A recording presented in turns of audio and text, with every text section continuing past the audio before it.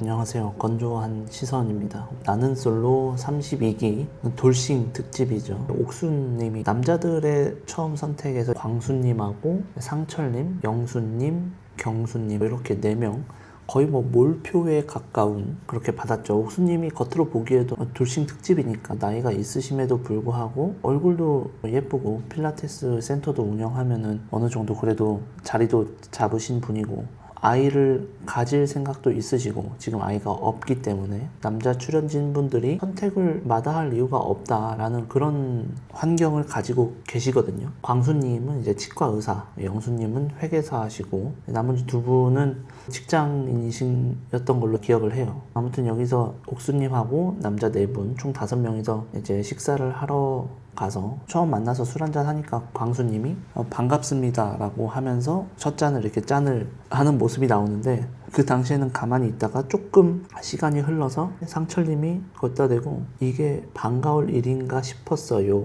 라는 말을 하더라고요. 그리고 나서 뭐 어쨌든 이게 다 뭐 경쟁인데 이게 그렇게까지 반가울 일인가 싶었어요 라고 얘기를 하셨고 그 얘기를 들은 광수님이 살짝 무안하잖아요. 뭐 별 뜻 없이 그냥 한 말인데 라고 하시면서 대화가 마무리가 됐거든요. 서로 사람 처음 만나고 뭐 하고 하면은 반갑습니다, 뭐 처음 만나서 반갑습니다, 잘 부탁드립니다, 막 이런 식으로 일반적으로 일상적으로 그냥 대화하면서 술잔 기울이고 이렇게 충분히 할 수 있는 말이잖아요. 근데 거기다 대고 물론 이 연애 프로그램이 서로 남녀를 만나기 위해서 나왔기 때문에 어느 정도 경쟁 체제에 있는 건 맞죠. 맞는데 거기다 대고 자기보다 7살, 8살 위의 형한테 이게 반가울 일이냐 라고 면전에 대놓고 얘기하는 게 저는 이게 올바른 사회성을 가진 사람이 할 수 있는 대화인가 라는 생각이 들었거든요. 상철님은 90년대생인데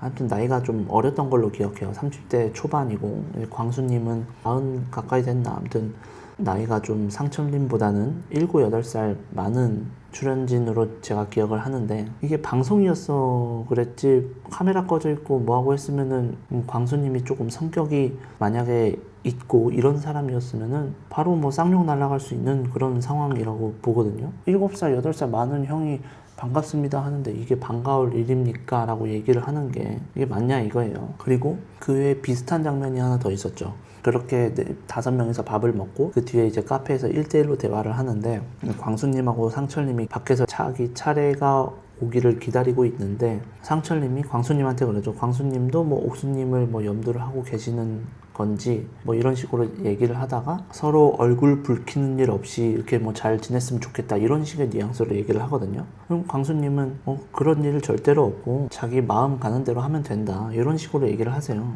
화가 날 수 있는 상황임에도 불구하고 감정을 잘 추스리면서 얘기를 하거든요. 나이가 지금 7, 8살 어린 애가 와가지고 얼굴 붉히는 일 없이 잘 경쟁해보자 뭐 이런 뜻이잖아요. 이게 지금 사회에서 카메라 없는 상황에서 이런 일이 발생했다고 치면은 바로 그럼 뭐 밥숟가락 날아갈 수도 있는 상황이거든요. 광수님도 평상시에 이렇게 대화하고 이렇게 말하는 사람을 보신 적이 없을 거예요. 치과 의사고 배울 만큼 또 배우셨고 주위의 지인분들도 어느 정도 뭐 배우신 분들일 거고 교양이 있으신 분들일 거고 나는 솔로라는 불특정 다수가 랜덤으로 만나는 이런 프로그램에 나와가지고 어떻게 보면 봉변을 당하고 있는 거죠. 이렇게 자기한테 얘기하는 어린애들이 없었는데 얘는 뭔데 이렇게 얘기를 하는 건가. 상철이라는 분도 광수님이 경쟁 상대이지만 뭐 치과 의사고 사회적으로도 잘 나가고 같은 여자를 관심이 있고 하다 보니까 속으로는 내적 열등감이 아마 있지 않았을까. 요거를 자기가 뭐 의도치 않게 이런 말이 나왔을 수도 있고 좀 워딩이 좀 안 좋았죠. 남녀가 서로 만나는 목적으로 만들어진 프로그램이지만 PD 입장에서는 어쨌든 시청률 잘 나와야 되니까 뭐 한 기수에 뭐 한두 명씩 좀 꼽아 넣자 이런 마인드도 조금은 있지 않을까 생각을 해요. 그래서 이 나는 솔로에 뽑힌 게 꼭 좋은 것만은 아닐 수 있다. 괜히 치과 의사한테 나와가지고 새파랗게 어린이한테 이런 소리나 듣고 앉아있고 이게 뭡니까 이게.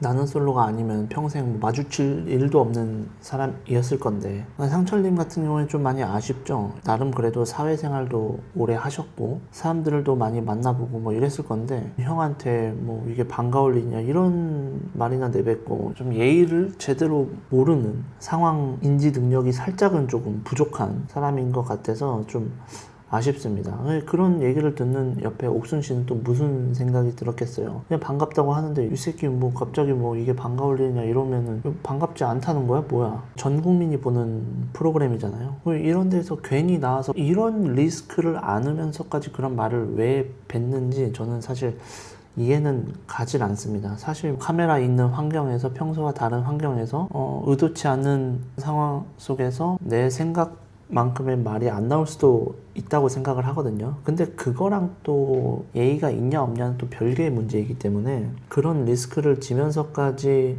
나는 솔로라는 프로그램에 나와서 전 국민 앞에서 나의 그런 모습을 비춰 보인다는 게 사실 좀 많이 아쉬웠습니다. 아마 제가 봤을 때는 옥수님이랑 상철님이랑 또 잘 될 것 같진 않아. 왜냐면 상철님이 너무 진지해. 근데 옥수님이 진지한 남자를 좋아한다고 하긴 했지만 상철님은 너무 진지충이거든요. 그냥 쌉 진지충. 근데 매사에 이렇게 100% 진지한 사람을 또 어떻게 만나? 또 재미도 있어야지, 사람이.